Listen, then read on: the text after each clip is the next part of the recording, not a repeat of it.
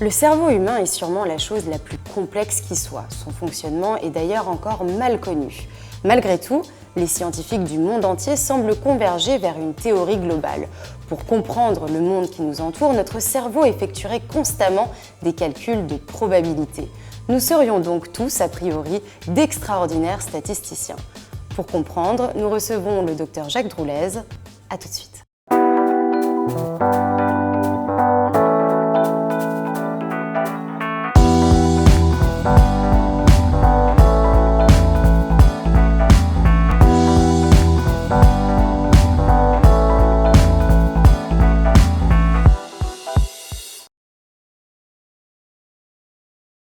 Docteur Jacques Droulez, bonjour. Bonjour. Vous êtes médecin et directeur de recherche au CNRS. Vous dirigez en ce moment même l'équipe Approche probabiliste et perception active au laboratoire de physiologie de la perception et de l'action au Collège de France.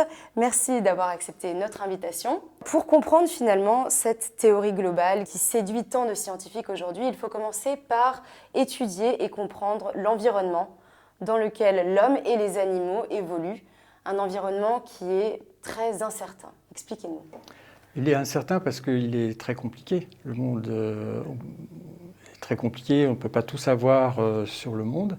Même avec les connaissances scientifiques actuelles, on ne peut pas connaître la disposition de chaque particule, chaque photon, etc. Et donc il est très difficile de prévoir les conséquences d'une action, par exemple.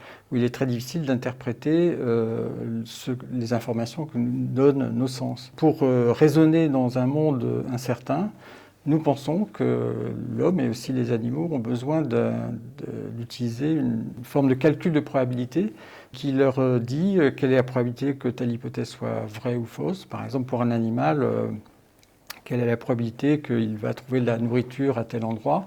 Et donc pour ça, il se fonde sur des habitudes, mais il se fonde aussi sur des observations qu'il fait, par exemple de la végétation, du climat, etc. Alors d'abord, on a ce qu'on appelle donc l'incomplétude. Vous parlez justement de cette incertitude. Cette incertitude, c'est par exemple, comme vous le dites très bien, si on regarde un objet, on ne peut pas forcément deviner à quoi il ressemble derrière. Nous pensons que l'essentiel de l'incertitude ne vient pas du fait que le monde contient du hasard en soi. C'est parce que nous n'avons pas toute l'information. Donc c'est la nature incomplète de nos connaissances qui fait l'essentiel de l'incertitude. Donc dans cet environnement incertain, les hommes et les animaux vont, parce qu'ils n'ont pas toutes les informations, ils vont tester des hypothèses. Oui. Donc ça se fait bien sûr d'abord par l'action. Par exemple, pour un animal, il va devoir décider très rapidement de fuir ou au contraire d'aller voir si ce n'est pas quelque chose qu'il peut manger. Donc l'action va lui permettre de tester la validité de ces hypothèses. Plus simplement, quand on regarde un objet, on ne sait pas exactement ce que c'est, on va tourner autour, on va changer de point de vue, et pour ça, c'est une action. C'est une action qui va aider la perception. Donc on peut aussi sous-peser un objet pour savoir s'il est creux ou plein, etc. Donc ce que la vue ne donne pas immédiatement, c'est l'action qui va compléter la perception. Parce qu'en fait, au travers des expériences qu'on peut avoir, on va se forger des a priori finalement sur les objets. Oui. On va se dire, tel objet est plutôt rigide ou tel objet est plutôt symétrique parce qu'on l'a appris finalement au travers de nos expériences. Alors, oui, ces a priori jouent un rôle très important dans la théorie dite bayésienne, parce qu'on... La théorie donc des probabilités. La théorie des probabilités qui se place du point de vue du sujet. Enfin, c'est une théorie dite subjectiviste par rapport à des théories fréquentistes qui diraient la probabilité, c'est je lance une pièce 1000 fois et 500 fois elle va tomber sur pile et 500 fois sur face. Donc la probabilité est de 0,5. Et du point de vue bayésien, au contraire, on peut juger d'une probabilité sans faire d'expérience ou en faisant une seule expérience. Donc, a priori, je pense qu'une pièce a une chance sur deux de tomber sur pile et face. Oui, j'ai pas besoin de refaire. C'est basé sur des informations subjectives. Subjectives, voilà. Et c'est basé sur des croyances, des préférences que l'on a.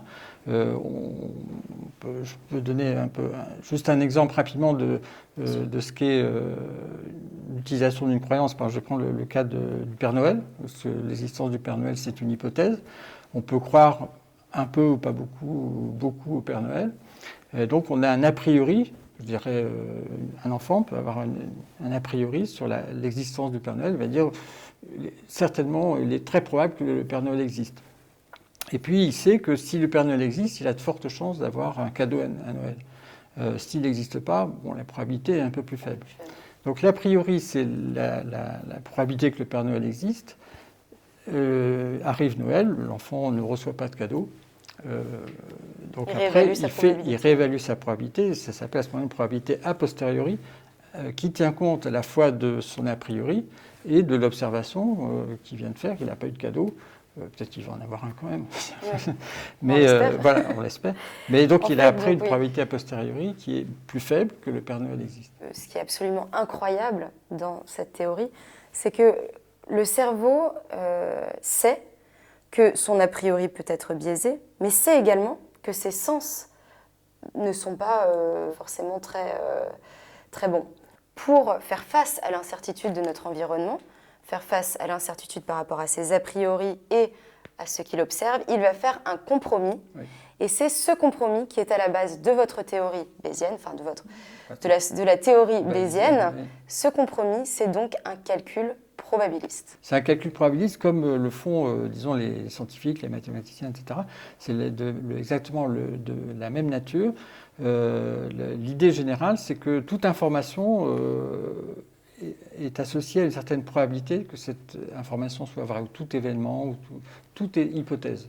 Et donc, je parlais par exemple de l'hypothèse de l'existence du Père Noël, par exemple, mais on peut parler aussi de l'hypothèse que cet objet est un cube, ou que l'hypothèse que cet objet est régulier ou pas régulier, stationnaire, immobile ou en mouvement, etc. Donc chaque chose et chaque information est une possibilité, et cette possibilité est affectée d'une certaine probabilité, qui n'est pas objective, hein, on l'a vu, ça peut être des croyances, des choses a priori, on a des préférences pour des objets plus réguliers, plus symétriques, etc. Pour des objets aussi en général stationnaires. Donc on sait que l'homme préfère des formes plutôt symétriques. Alors. Je crois davantage que la forme est symétrique s'il n'a pas d'information immédiate. Donc si je vois le devant d'un cube, je vais penser que l'arrière du cube est comme l'avant. Hein, si je vois la Lune, avant qu'on ait pu voir la face cachée, j'imagine que la face cachée de la Lune ressemble, elle est relativement symétrique, c'est une sphère, etc. Et si on revient donc aussi à ce compromis, on a l'impression qu'en fait, vous êtes en train de nous dire qu'il n'y a pas de mauvaise décision, c'est la meilleure probabilité, donc la meilleure décision qu'on aurait pu prendre vu les informations qui nous sont données. Oui, est-ce que c'est ça ? Oui, le meilleur compromis qu'on peut faire est donné par cette règle de Bayes entre les a priori et l'observation. Maintenant, les a priori peuvent être mauvais, ou on peut avoir tort de croire que le Père Noël existe.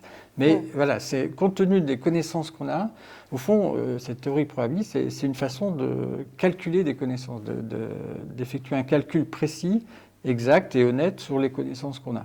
Donc en fait, notre cerveau est complètement différent des ordinateurs. On entend souvent des gens se demander si on va pouvoir créer une machine aussi compétente, aussi efficace que le cerveau humain. En fait, ils n'ont rien à voir. En fait, ils ont été construits pour ressembler au cerveau humain. L'architecture de von Neumann, qui continue d'être utilisée dans les ordinateurs, est basée sur l'idée qu'on se faisait du fonctionnement du cerveau humain, logique, exact, etc. On se rend compte aujourd'hui que les ordinateurs, effectivement, sont absolument logiques, ont une mémoire infaillible, etc., mais ils sont totalement incapables d'approximation. Donc ils vont vous donner le résultat avec 10 chiffres de précision. Nous, spontanément, on va dire oui, c'est à peu près 3. Bon, on fait spontanément des approximations qui sont en fait le reflet de ce calcul probabiliste. On ne sait pas exactement quelle est la valeur de telle chose, combien vaudra le dollar demain. Par exemple, on dit c'est à peu près tant. Et ça, on est tout à fait capable de faire ce genre d'approximation spontanément, parce qu'on raisonne de façon probabiliste et non de façon logique. De tout temps, on a toujours dû prédire des conséquences d'une action et on ne sait pas vraiment qu'est-ce que ça va être. Est-ce que c'est bon, on a pris la bonne décision ou pas? On n'en sait rien avant de la prendre. On sait après. Et donc là, on emmagasine de la connaissance dans les a priori et ce sera meilleur la prochaine fois. Mais au moment de prendre la décision, on ne sait pas. Les ordinateurs, ne peuvent, pour l'instant, ils ne sont pas faits comme ça. Ils sont faits pour faire des calculs logiques. S'il y a telle chose, alors il y a telle chose, je fais telle opération, etc.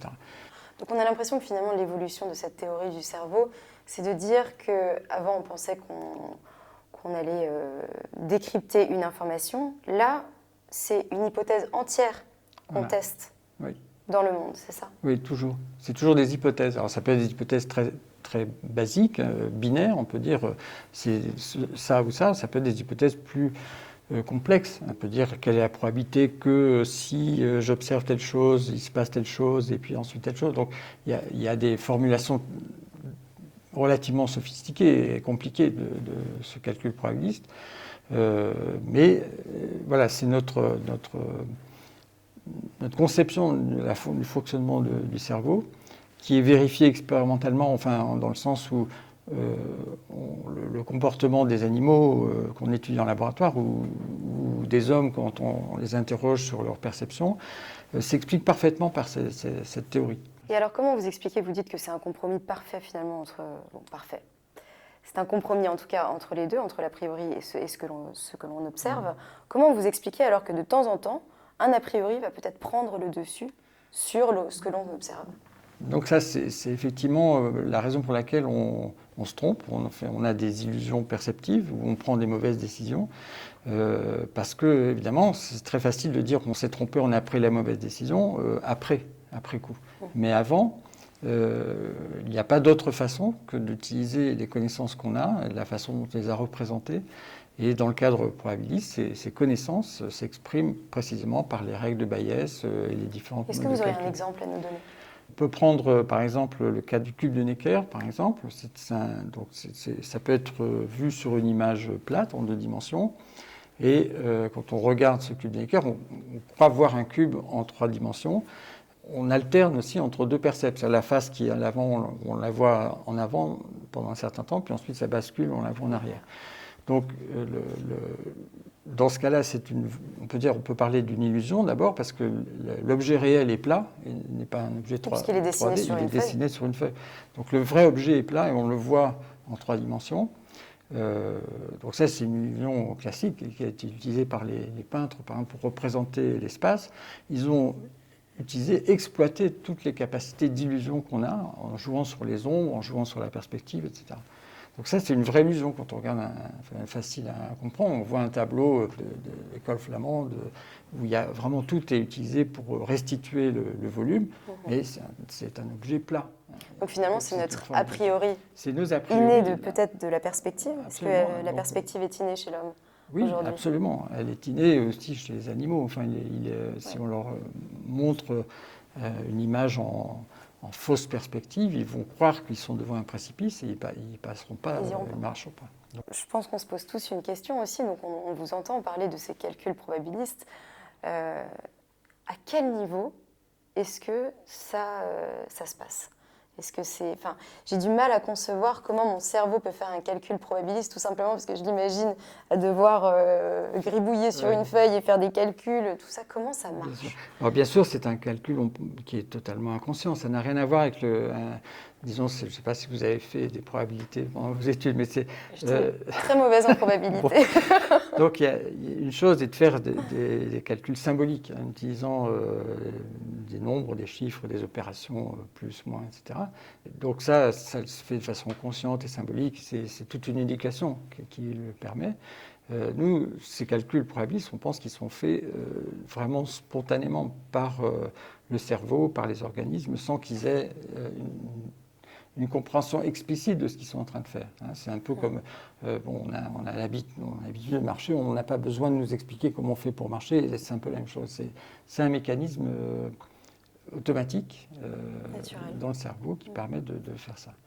Alors après, il y a un débat assez important actuellement pour savoir comment effectivement le cerveau fait ses opérations. Donc il y a des gens qui pensent que ça se fait dans une certaine région du cerveau, une certaine aire corticale, d'autres qui pensent que c'est l'ensemble du cerveau par les interactions entre les aires corticales. Le système nerveux, en tout cas chez l'homme, chez les mammifères, les vertébrés, comporte une moelle épinière, des nerfs périphériques, etc. Et un cortex qui va recevoir toutes les informations sensorielles et qui va envoyer des ordres moteurs. Et ce cortex est divisé en aires, quelques dizaines d'aires, et qui ont des rôles différents. Donc, par exemple, on a dans la région occipitale une aire qui est spécialisée, qui va recevoir toutes les informations visuelles essentiellement. D'autres aires vont recevoir les informations auditives, d'autres aires tactiles, etc. Donc il y a des aires qui sont plus ou moins spécialisées, je dis plus ou moins, parce qu'il y a aussi des aires associatives, etc.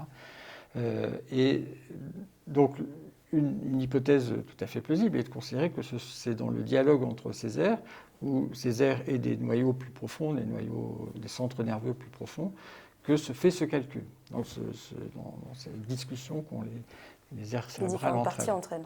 Voilà, elles se parlent, elles s'échangent des informations, et c'est dans ce dialogue que se ferait ce calcul. Ce serait une information qui serait donnée d'une partie du cerveau à une autre, et ils arriveraient à trouver le compromis entre les deux?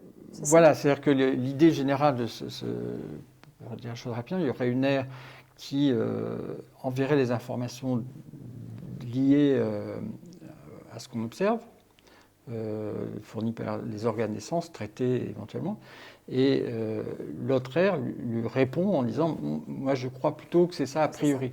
Et donc dans ce dialogue entre les deux, entre une observation et un a priori, ces deux aires finissent par arriver à un équilibre qui serait la probabilité a posteriori, le compromis. Elles se mettent d'accord. Elles se mettent d'accord, exactement. Elles négocient et elles se mettent d'accord. Voilà. Donc ça suppose une certaine hiérarchie entre les aires. Il y a une aire qui serait plus à vocation sensorielle ou motrice, et une autre aire qui serait plus à vocation, disons, plus abstraite, pour représenter des a priori sur le monde, sur les objets, sur le Père Noël, etc. D'accord. Et c'est l'approche que vous et votre équipe mettez en avant? Non, nous on pense que ça peut même se faire à un niveau beaucoup plus fondamental, je dirais. On pense que même des animaux qui n'ont pas de cerveau, même les organismes unicellulaires, ont besoin de faire certaines prédictions. Évidemment, c'est très sommaire, c'est très simple, mais par exemple, une paramécie, elle doit éviter des obstacles, elle doit se diriger vers la lumière, éviter l'eau salée, etc. Donc il y a des choses qu'elle aime, des choses qu'elle n'aime pas, il faut qu'elle arrive à survivre, et elle a survécu très bien. Donc ces organes unicellulaires, même sans cerveau du tout, sont capables de formes frustes de raisonnement. Et le raisonnement, comme on l'a vu, il ne peut être que probabiliste, parce que, aussi bien pour la paramécie que pour l'homme, le monde est totalement incertain. Donc nous pensons que la brique élémentaire qui participe au calcul probabiliste, c'est dans la cellule, par exemple ça peut être dans un neurone, dans une cellule seule, par des interactions entre des molécules. Donc finalement le cerveau est lié complètement à la théorie darwiniste et à l'évolution. Chaque décision qu'on prend tous les jours est liée à notre survie finalement. Ça nous remet bien dans notre rôle animal, je trouve.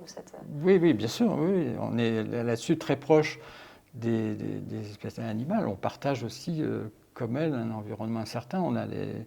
Alors, notre environnement a changé, on l'a changé. Donc, l'incertitude s'est déplacée. Ce n'est pas uniquement l'incertitude de l'environnement naturel dans lequel on vit, mais c'est l'incertitude de la société. Qui joue un rôle. Mais de la même façon, notre société est incertaine. Il y a des événements qui se produisent, on peut essayer de les anticiper, mais il y a toujours une probabilité que ces événements ne se produisent pas ou que d'autres événements se produisent avant, etc. Donc je dirais que la situation est la même, mais il faut la transposer, nous, à une société qui elle-même est devenue extrêmement complexe. Jacques Droulez, je vous remercie beaucoup pour cet éclairage. On était ravis de vous recevoir sur le plateau de Comprendre. C'est la fin de cette émission. Merci de nous avoir suivis et à très bientôt.